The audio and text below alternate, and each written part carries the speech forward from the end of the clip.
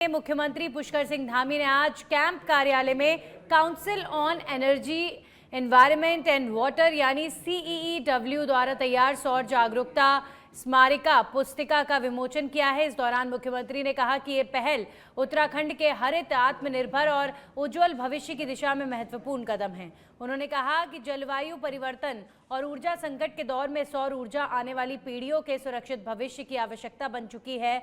मुख्यमंत्री ने बताया कि PM सूर्य घर योजना के तहत उत्तराखंड ने उल्लेखनीय उपलब्धियां हासिल की हैं और राज्य ने 40,000 रूफटॉप सोलर संयंत्रों का लक्ष्य समय से पहले पूरा कर लिया है। पिछले 2 वर्षों में प्रदेश की सौर ऊर्जा क्षमता में करीब 10 गुना वृद्धि दर्ज की गई है। मुख्यमंत्री ने कहा कि सौर ऊर्जा के व्यापक उपयोग से बिजली बिल कम होंगे और पर्यावरण संरक्षण को मजबूती मिलेगी।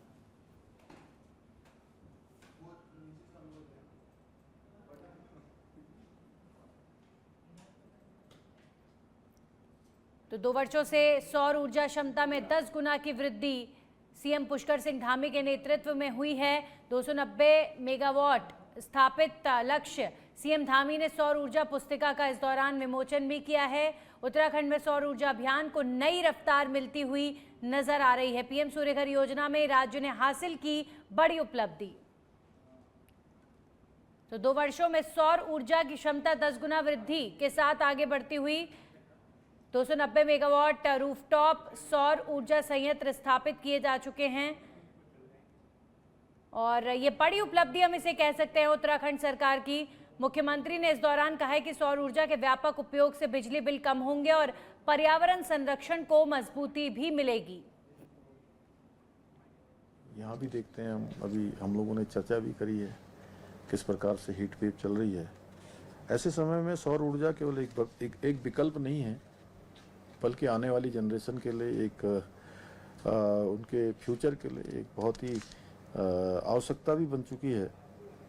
और इसीलिए माननीय प्रधानमंत्री जी के नेतृत्व में PM सूर्य घर योजना के अंतर्गत उत्तराखंड में अनेक उपलब्धियां अर्जित की हैं, जो आज पूरे देश के लिए भी एक तरह से कहीं न कहीं उदाहरण है। ये हमारे लिए गर्व का विषय है कि राज्य में 40,000 रूफटॉप सोलर संयंत्रों का अपना प्रारंभिक लक्ष्य निर्धारित समय से ही पहले ही पूरा कर लिया गया है। और अभी हम लोग CM सौर स्वरोजगार योजना को भी दोबारा से उसको करने वाले हैं, उस पर भी हमारा काम चल रहा है। साथ ही जो हमारे निर्धारित संयंत्रों के जो लक्ष्य हैं उसमें से लगभग जो काम चल रहा है उसमें 95% काम यहाँ पर पूरा किया गया है। ये हम लोगों के लिए बड़ा गर्व का विषय है कि PM सूर्य घर योजना के प्रभावी क्रियान्वयन में उत्तराखंड राज्य देश के 9वें स्थान पर पहुंच गया है पूरे देश के अंदर। और यदि मैं आंकड़ों की बात करूं तो 2024 से लेकर अब तक यानी मात्र 2 वर्षों में हमारे राज्य ने यहाँ सौर ऊर्जा क्षमता में लगभग 10 गुना की वृद्धि दर्ज की है। इतना ही नहीं, आज राज्य में 20-30 मेगावाट से बढ़कर लगभग 290 मेगावाट क्षमता के रेजिडेंशियल रूफटॉप सोलर संयंत्र स्थापित करने में भी सफलता प्राप्त हुई है। और ये उपलब्धि केवल आंकड़ों की सफलता नहीं है कि कोई आंकड़े आ गए हैं, बल्कि ऊर्जा के क्षेत्र में आत्मनिर्भर उत्तराखंड और भविष्य की दृष्टि से एक महत्वपूर्ण कदम है। मैं UPCL उरेडा क्षेत्रीय अधिकारियों द्वारा इस अभियान से जुड़े हुए सभी विभागों में जिन जिन विभागों ने भी इसमें समन्वय का काम किया है, उन सभी संस्थाओं का भी मैं उनके समन्वित प्रयासों की सराहना करता हूं, क्योंकि जब किसी भी क्षेत्र में हम सफल होते हैं, आगे बढ़ते हैं, तो ज़रूर किसी न किसी विभाग का नाम आ जाता है, किसी व्यक्ति का नाम आ जाता है, लेकिन उसके पीछे बहुत लोगों का समन्वित जो प्रयास होता है एक टीम भावना होती है। और मैं कहूँगा कि ये टीम उत्तराखंड की सामूहिक प्रतिबद्धता और उनके समर्पण का परिणाम है। सौर कौथिक व्यापक जन जागरूकता अभियान, नुक्कड़ नाटक तथा अधिकारियों के विशेष प्रशिक्षण कार्यक्रमों ने प्रदेश में सौर ऊर्जा के प्रति एक अभूतपूर्व जन जागरण का जो वातावरण तैयार किया है। और इन्हीं सभी प्रयासों का आज परिणाम भी हमारे सामने आ रहा है और अनेक उपलब्धियां भी हमको दिखाई दे रही हैं। मैं CEEW की पूरी टीम को उनके सहयोग एवं उल्लेखनीय योगदान के लिए हृदय से धन्यवाद देता हूँ। हमारा उद्देश्य केवल सोलर संयंत्र स्थापित करना हर मात्र नहीं है, बल्कि उत्तराखंड के प्रत्येक नागरिक को एक स्वच्छ ऊर्जा क्रांति।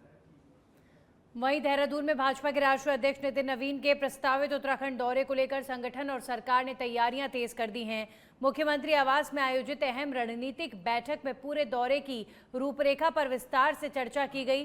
बैठक में कार्यक्रम स्थलों के चयन, कार्यकर्ताओं के संवाद कार्यक्रम, संगठनात्मक बैठकों और जनसभाओं को लेकर मंथन हुआ है। साथ ही दौरे को सफल बनाने के लिए जिम्मेदारियों के बंटवारे और व्यवस्थाओं को अंतिम रूप देने पर भी सहमति बनी। बैठक में मुख्यमंत्री पुष्कर सिंह धामी के साथ प्रदेश भाजपा अध्यक्ष एवं राज्यसभा सांसद महेंद्र भट्ट, पूर्व मुख्यमंत्री त्रिवेंद्र सिंह रावत, राज्यसभा सांसद अनिल बलूनी और भाजपा संगठन महामंत्री अजय कुमार मौजूद रहे।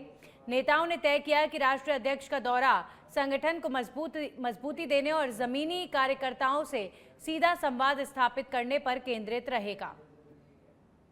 तो भाजपा राष्ट्रीय अध्यक्ष के दौरे को लेकर तैयारियां तेज। मुख्यमंत्री आवास पर हुई रणनीति को लेकर मीटिंग, कार्यक्रम स्थलों और जनसभाओं को लेकर मंथन भी किया गया है।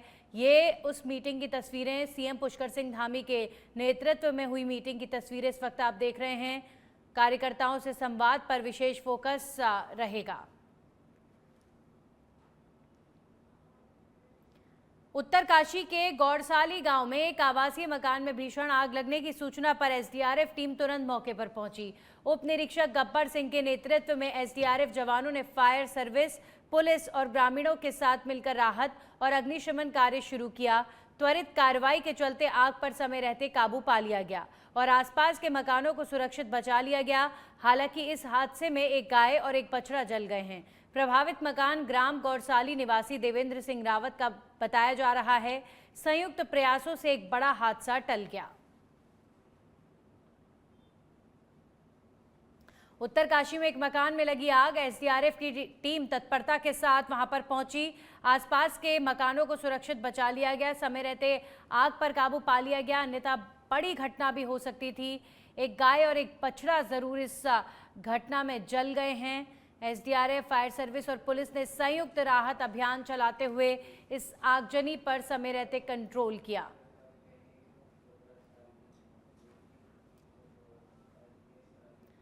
चंपावत के टनकपुर में जिलाधिकारी मनीष कुमार के निर्देश पर मुख्य पूर्णागिरी मार्ग पर परिवहन विभाग ने सघन चेकिंग अभियान चलाया। संभागीय परिवहन अधिकारी मनोज बगोरिया के नेतृत्व में अभियान में नियमों की अनदेखी करने वाले वाहन चालकों के खिलाफ सख्त कार्रवाई की गई। कुल 60 वाहनों के चालान किए गए और 2 वाहनों को सीज किया गया। ओवरलोडिंग में 26, बिना टैक्स 19, बिना लाइसेंस 7 और बिना परमिट 4 और बिना फिटनेस 1 वाहन का चालान काटा गया। इसके अलावा ड्रिंक एंड ड्राइव के 2 मामलों में भी कार्रवाई की गई है।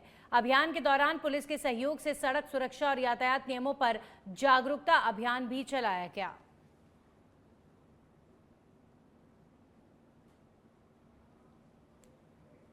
उधम सिंह नगर के खटीमा से बड़ी खबर सामने आई है, जहां पर कथित धर्मांतरण के मामलों में पुलिस ने बड़ी कार्रवाई करते हुए 4 आरोपियों को गिरफ्तार किया है। एसएसपी अजय गणपति के निर्देश में गठित विशेष टीम ने ये कार्रवाई की है। पुलिस के अनुसार आरोपी गरीब, भोले भाले और थारू समाज के लोगों को पैसों, इलाज, आर्थिक सहायता और अन्य प्रलोभन देकर ईसाई धर्म अपनाने के लिए दबाव बना रहे थे। इतना ही नहीं, विरोध करने पर जान से मारने और परिवार को नुकसान पहुंचाने की धमकियां देने के भी आरोप हैं। पुलिस जांच में सामने आया है कि प्रार्थना सभाओं, धार्मिक किताबों और बैठकों के जरिए लोगों को प्रभावित किया जा रहा था। आरोपियों द्वारा धर्म परिवर्तन के बदले हर महीने 6,000 रुपये और 2 लाख रुपए तक के देने का लालच दिया जा रहा था। पुलिस ने आरोपियों के मोबाइल फोन से धर्मांतरण से जुड़े फोटो, वीडियो और ऑडियो साक्ष्य भी बरामद किए हैं। तो उधम सिंह नगर पुलिस ने 4 आरोपियों की गिरफ्तारी की है। खटीमा से खबर है, पैसों और प्रलोभन देकर धर्म परिवर्तन कराने का आरोप इन आरोपियों पर लग रहा है। विरोध करने पर जान से मारने की धमकी भी इनके द्वारा दी गई। मोबाइल से फोटो, वीडियो और ऑडियो साक्ष्य के तौर पर बरामद किए गए हैं। खटीमा में कथित धर्मांतरण मामले में पुलिस ने बड़ी कार्रवाई को अंजाम दिया है और उधम सिंह नगर पुलिस ने 4 आरोपियों की गिरफ्तारी की है। इन पर आरोप है कि ये लोगों को, भोले वाले लोगों को पैसों और कई अन्य चीज़ों का लालच देकर उनका धर्म परिवर्तन करवाने का कार्य करते थे। माननीय मुख्यमंत्री महोदय के निर्देशानुसार जनपद उधम सिंह नगर में जो व्यक्ति इलीगल तरीके से डरा धमकाकर या प्रलोभन दिखाकर धर्मांतरण एवं मतांतरण करने की गतिविधियों में लिप्त है, उनके खिलाफ सख्त से सख्त कानूनी कार्रवाई की जा रही है। इसी क्रम में नानकमत्ता एवं खटीमा क्षेत्र से विशेषतः गरीब समुदाय में इस तरीके की गतिविधियां कुछ लोगों द्वारा की जाने की सूचना पुलिस को प्राप्त होती रही है और उसके ऊपर पुलिस प्रशासन पहले से ही गंभीर था।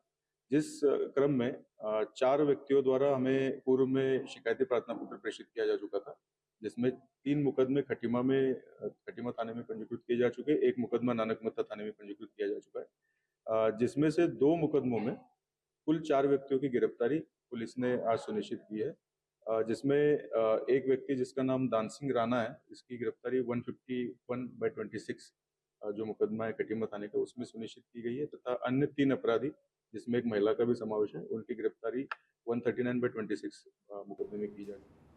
देहरादून में भाजपा के राष्ट्रीय अध्यक्ष के 3 दिवसीय उत्तराखंड दौरे से पहले राजधानी से लेकर जॉली ग्रांट एयरपोर्ट तक भाजपा के झंडे और बैनर लगाए जाने को लेकर सियासत तेज हो गई है। कांग्रेस ने इस मुद्दे पर बीजेपी सरकार और नगर निगम प्रशासन पर पक्षपात के आरोप लगाए हैं।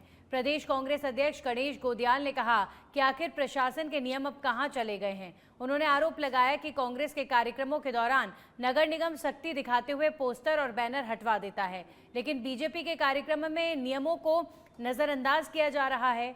गोदियाल ने कहा कि 3 महीने पहले कांग्रेस के कार्यक्रम से पहले परेड ग्राउंड क्षेत्र से सभी बैनर हटाए गए थे, जबकि अब जॉली ग्रांट से देहरादून तक भाजपा के झंडे लगे हैं और कोई कार्रवाई नहीं हो रही है। उन्होंने कहा कि कांग्रेस की आवाज तानाशाही से दबने वाली नहीं है। तो अब कांग्रेस के कार्यकर्ताओं ने आवाज उठाई है कि बीजेपी के झंडे जॉली ग्रांट एयरपोर्ट से लेकर देहरादून तक लगाए गए हैं और वहीं नगर निगम कांग्रेस के पोस्टर हटवाने का कार्य करता है। कल शाम को देहरादून आते हुए ये पता लगा कि भारतीय जनता पार्टी के राष्ट्रीय अध्यक्ष देहरादून आ रहे हैं और पता भी इस तरह से लगा कि ऋषिकेश जैसे एयरपोर्ट के आसपास से और देहरादून तक हर जगह झंडे और उनके बैनरों की झड़ी लगी हुई है। मुझे याद आया कि कुछ दिन पहले 2-3 महीने पहले हमारा एक कार्यक्रम हुआ था और उस कार्यक्रम में यहाँ के नगर अधिकारी जो महानगर पालिका के अधिकारी हैं उन्होंने और प्रशासन ने जगह जगह पर हमारे तमाम झंडे और बैनर उखाड़ दिए थे। रात को अगले दिन कार्यक्रम है लेकिन उससे पहले ही हमारे झंडे बैनरों को उखाड़ दिया गया। मैं पूछना चाहता हूं कि आज क्या उन अधिकारियों को ये पता नहीं है कि आज भी वही नियम लागू होगा जो नियम 3 महीने पहले लागू था। लेकिन ये भारतीय जनता पार्टी की सरकार की तानाशाही है कि नगर के अधिकारियों को जबरदस्ती जानबूझकर उन्हें आदेश देकर कांग्रेस के खिलाफ इस प्रकार के कृत्य में लगाया जाता है। खबर है चमोली से, जहां पर जिले में बढ़ती गर्मी के बीच वनाग्नि की घटनाएं लगातार बढ़ती जा रही हैं। गोपेश्वर के पास कोहेड़ और सहकोट के जंगलों में पिछले 3 दिनों से भीषण आग लगी हुई है, जिसने अब विकराल रूप ले लिया है। बुधवार रात आग कोहेड़ गांव के नजदीकी जंगलों तक पहुंच गई, जिससे ग्रामीणों में दहशत का माहौल बन गया। आग की लपटों और धुएं के कारण कई लोग पूरी तरह जागते रहे। वन विभाग की टीमें लगातार आग बुझाने में जुटी हैं, लेकिन पहाड़ों का खड़ी और चट्टानी भूभाग राहत कार्यों में बड़ी चुनौती बना हुआ है। जंगलों से उठ रहे धुएं के कारण गोपेश्वर और आसपास के क्षेत्रों में धुंध जैसी स्थिति बन गई है।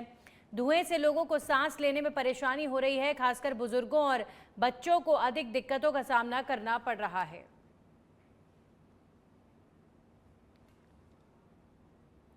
देहरादून में आरटीआई एक्टिविस्ट के खुलासे के बाद बद्री केदार मंदिर समिति द्वारा दान की राशि के कथित दुरुपयोग को लेकर सोशल मीडिया पर उठे विवाद के बीच बीकेटीसी अध्यक्ष हेमंत द्विवेदी ने अपना पक्ष रखा है। उन्होंने कहा कि वर्तमान कार्यकाल में दान की राशि खर्च नहीं की गई है और सोशल मीडिया पर फैल रही जानकारी भ्रामक और सनसनी फैलाने वाली है। उन्होंने मामले की जांच के लिए समिति गठित करने की बात कही, जो 20 दिनों में रिपोर्ट सौंपेगी। द्विवेदी ने यह भी कहा कि चारधाम यात्रा के दौरान संस्था को बदनाम करने की कोशिश की जा रही है और संबंधित भुगतान पूर्व कार्यकाल से जुड़े हो सकते हैं। सबसे पहले तो मैं ये बात कहना चाहूँगा कि मैं पहले ही दिन से मैंने ये बात कहा भी था और ये वास्तव में गंभीर विषय है। और आप हमारे कई पत्रकार मित्र और कई हमारे पास आए भी थे। आप जानते हैं कि 1 वर्ष और 1 महीने का कार्यकाल मेरा हो चुका है। अभी तक मैंने जो है, मैं पहले अपनी ओर से अपनी बात बता दूं और अपनी कार्यप्रणाली के बारे में बता दूं कि मैंने अभी तक वहां पर 1 रुपए का भी टीए डीए कोई भी बिल, और जितनी मैंने यात्राएं भी की हैं तो मैंने कोई मंदिर समिति से आज तक वहां पर कोई भी 1 रुपए का पैसा नहीं लिया है। ये मैं खुले तौर पर आपके चैनल के माध्यम से कहना चाह रहा हूँ कि मंदिर समिति में मैंने अपने से शुरू किया था कि कोई भी मंदिर का दान का पैसा पूरी तरह से जो कोई व्यक्तिगत उपयोग में नहीं आएगा, और उसको लेकर मैंने समय समय पर बहुत कड़ाई से वहाँ पर कार्य भी किया। और आपने देखा है पिछले इन 1 वर्षों के अंदर बहुत सारी चीज़ें वहाँ पर प्रशासनिक फेरबदल भी हुए हैं। लेकिन जहाँ तक मैं ये कहूँ कि ये संज्ञान में जो मेरे विषय आया है अभी, या मीडिया के माध्यम से और सोशल मीडिया के माध्यम से, ये गंभीर विषय है। और तत्काल मैंने इस पर जो है कि कल ही इस पर एक जांच कमेटी गठित कर दी, और जांच कमेटी आने के बाद में निश्चित ही मैं उन पर कड़ी से कड़ी कार्रवाई करूंगा। और जो सोशल मीडिया के माध्यम से आप देख रहे हैं कि आरटीआई, इसके पीछे कहीं ना कहीं कोई एक षड्यंत्र है जो सरकार के खिलाफ, और जो चुनावी वर्ष होने के कारण कहीं ना कहीं जो है कि वो अस्थिरता पैदा करने के लिए, सनसनी पैदा करने के लिए जो कि गलत अफवाहें पूरी तरह से मैं कह सकता हूं कि जो सूचनाएं वो पूरी तरह से पूर्ण सूचनाएं नहीं है। उन सूचनाओं में आपने देखा होगा कि जब आप उस पर उनका नाम लिख रहे हैं और उनका बिलों को लिख रहे हैं, तो आपको वो नोट शीट भी वहां पर लगानी चाहिए थी, क्योंकि किसी भी संस्थान की एक व्यवस्था होती है, वो सरकार के अधीन है। उत्तराखंड के चक्राता त्यूणी क्षेत्र में वनाग्नि लगातार कहर बरपा रही है। चक्राता वन प्रभाग की देवघर रेंज के जड़सू पानी क्षेत्र में भड़की भीषण आग ने देखते ही देखते विकराल रूप ले लिया, जिससे कई सेब के बागान और ग्रामीणों की छानियां जलकर राख हो गईं। चीड़ की सूखी पत्तियों और तेज हवाओं के कारण आग तेजी से फैलती गई और दूर दूर तक धुएं का गुबार दिखाई दिया। इस घटना में 1 दर्जन से अधिक सेब के बागान और 3 छानियां नष्ट हो गईं, जिससे किसानों को भारी नुकसान हुआ है। प्रशासन ने अलर्ट जारी कर राहत और बचाव कार्य तेज कर दिए हैं। हालांकि आग पर अभी पूरी तरह काबू नहीं पाया जा सका है।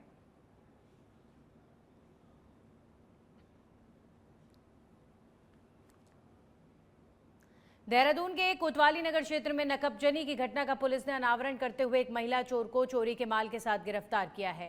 Bank of India Astley hall शाखा की वरिष्ठ शाखा प्रबंधक सुनीता शर्मा ने 21 मई 2026 को तहरीर दी थी कि एटीएम के बाहर एयर कंडीशनर और कॉपर वायर चोरी हो गए हैं। एसएसपी देहरादून के निर्देश पर पुलिस टीम ने सीसीटीवी फुटेज और स्थानीय मुखबिर तंत्र की मदद से जांच की है। दिनांक 27 मई को चेकिंग के दौरान महिला अभियुक्ता को चोरी किए गए सामान के साथ पकड़ लिया गया। पूछताछ में पता चला कि वो पूर्व में भी चोरी के मामलों में जेल जा चुकी है।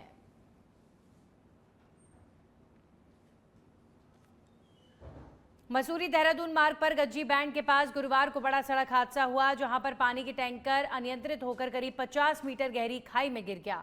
हादसे में चालक गंभीर रूप से घायल हो गया, जिसे स्थानीय लोगों और पुलिस की मदद से रेस्क्यू कर उप जिला चिकित्सालय मसूरी पहुंचाया गया, जहां डॉक्टरों ने उसे मृत घोषित कर दिया। मृतक की पहचान 25 वर्षीय अक्षय असवाल निवासी मसूरी के रूप में हुई है।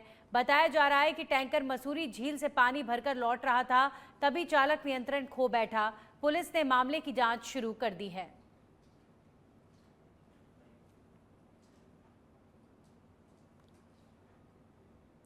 वहीं देहरादून से खबर है, जहां पर उत्तराखंड परिवहन विभाग ने डिजिटल सेवाओं की दिशा में एक और बड़ा कदम बढ़ाते हुए संभागीय परिवहन कार्यालय में हाईटेक डिजिटल ई लॉबी का शुभारंभ किया है।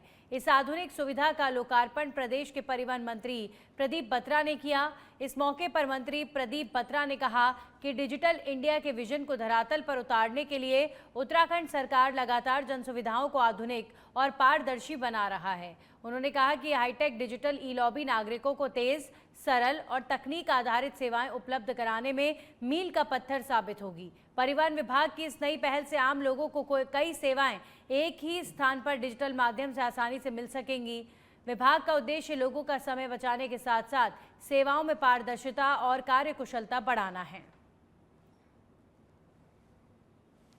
यहाँ पर जो रजिस्ट्रेशन के लिए लोग आते हैं, ड्राइविंग लाइसेंस के लिए, टैक्सेशन के लोग आते हैं, उनके लिए बहुत अच्छी डिजिटल ऑफिस का जो है यहाँ पर आज हमने इनोवेशन किया। और आने वाला समय डिजिटल इंडिया का ही है। हमारे प्रधानमंत्री नरेंद्र मोदी लगातार कहते हैं कि भारत डिजिटल होना चाहिए, और हमारे माननीय मुख्यमंत्री जी ने भी कहा है कि देव भूमि उत्तराखंड के साथ साथ डिजिटल भूमि उत्तराखंड होना चाहिए। तो उसी के तहत ये एक पहला कदम है और अच्छा कदम है। कहता हूँ कि लोगों को बेटी एरिया एक अच्छा मिलेगा, सुविधाजनक मिलेगा, एसी मिलेगा। तो जो लोग अपना काम कराने आएंगे उनको एक अच्छा फील गुड की भावना उनके मन में आएगी। और लाइन सिस्टम जो है हम लोग खत्म किया गया है, टोकन सिस्टम लोगों ने शुरू किया है। आपको आते ही टोकन मिल जाएगा, अपना अप्लाई करें, फिर जब आपका नंबर आएगा तो टोकन डिस्प्ले हो जाएगा उसमें, और आप अपना नंबर देकर आप अपना जो भी 18 बजे डॉक्यूमेंटेशन पूरा कर सकते हैं। तो इसमें तो ये पहले एक लाइन सिस्टम की उसका मतलब बनने की और डिजिटल इंजेक्टर बढ़ने के लिए बहुत अच्छा कदम है। तो इसलिए मैं आज आरटीओ ऑफिस आया था, तो यहाँ पर सभी को शुभकामनाएं दी। दिनेशपुर नगर पंचायत के वार्ड नंबर 1 में लंबे समय से जर्जर सड़क और अन्य विकास कार्यों का शुभारंभ कर दिया गया। निर्विरोध चेयरपर्सन मंजीत कौर और पूर्व अध्यक्ष प्रतिनिधि कावल सिंह विर्क ने सभासदों और स्थानीय लोगों की मौजूदगी में सड़क निर्माण समेत विकास कार्यों की शुरुआत की। वर्षों से खराब सड़क के कारण बरसात में जल भराव और कीचड़ की समस्या रहती थी और अब विकास कार्यों की शुरुआत से क्षेत्रवासियों में खुशी का माहौल है। आपको बता दें, विर्क ने यह भी कहा कि सभी वार्डों में विकास कार्य प्राथमिकता के आधार पर कराए जाएंगे और जनता की समस्याओं का समाधान सुनिश्चित किया जाएगा। हमारा शुरू हुआ है यहाँ पहला सलियाना वार्ड नंबर 1 में हुआ है। नारायण के घर से, तुसर के घर से नारायण के घर तक सीसी रोड है और स्लिपो का काम भी हुआ है। और वार्ड नंबर 1 में रजत जयंती पार्क भी बन रहा है। और इधर क्या नाम, ये रोड का भी भगवान की कृपा रही तो हार्ड मिक्स रोड भी जल्दी बनेगा और 2 तालाबों का सौंदर्यीकरण भी हो रहा है और नाले भी बन रहे हैं। काम बिल्कुल जोरों शोरों से चल रहा है। मेरे अब तो याद नहीं, बहुत रोड बन गए हैं, हर वार्ड में लगभग रोड ही रोड बन गए हैं और चालू हुआ है अभी। और भगवान की कृपा से 5 साल से पहले पूरे दिनेशपुर के जितने रोड हैं बन जाएंगे। वो पूरा होगा, पूरा निभा रहे हैं वादा, जैसे जैसे आ रहा है पैसा वैसे वैसे सारे वार्डों का काम कर रहे हैं जो हमने वादा किया था। आज वार्ड नंबर 1 में सड़क निर्माण कार्य पूरा हो गया था, उसकी वजह से आज यहाँ उद्घाटन समारोह था और सभी हमारे चेयरमैन साहब, बड़े भाई कावल सिंह बिग जी, बाकी सभासदगण सब साथ में थे और वार्डवासी पूरे जनता यहाँ थे और उस सामने उद्घाटन। विकासनगर में बकरा ईद श्रद्धा, उत्साह और भाईचारे के साथ मनाई गई। सुबह से ही मस्जिदों और ईदगाहों में भारी भीड़ उमड़ी, जहां लोगों ने नमाज अदा कर देश में अमन, चैन और खुशहाली की दुआ मांगी। नमाज के बाद लोगों ने एक दूसरे को गले लगाकर ईद की मुबारकबाद दी। बच्चों और युवाओं में खास उत्साह देखने को मिला। वहीं कई स्थानों पर जरूरतमंदों को भोजन और सामग्री भी वितरित की गई। प्रशासन ने सुरक्षा व्यवस्था सख्त रखी और त्योहार शांतिपूर्ण माहौल में संपन्न हुआ।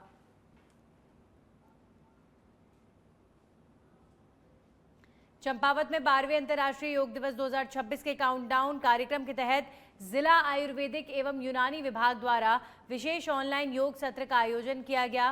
कार्यक्रम का उद्देश्य योग को जन आंदोलन बनाते हुए हर नागरिक तक इसकी पहुंच सुनिश्चित करना था। इस वर्ष की थीम स्वास्थ्य, ज्ञान और वैश्विक शांति के लिए योग रखी गई है। कोलीढेग झील से आयोजित 2 दिवसीय योग सत्र का यूट्यूब पर लाइव प्रसारण किया गया, जिसमें बड़ी संख्या में लोगों ने भाग लिया। कार्यक्रम में योग प्रशिक्षकों द्वारा कॉमन योग प्रोटोकॉल के अनुसार योगासन, प्राणायाम और ध्यान का अभ्यास कराया गया।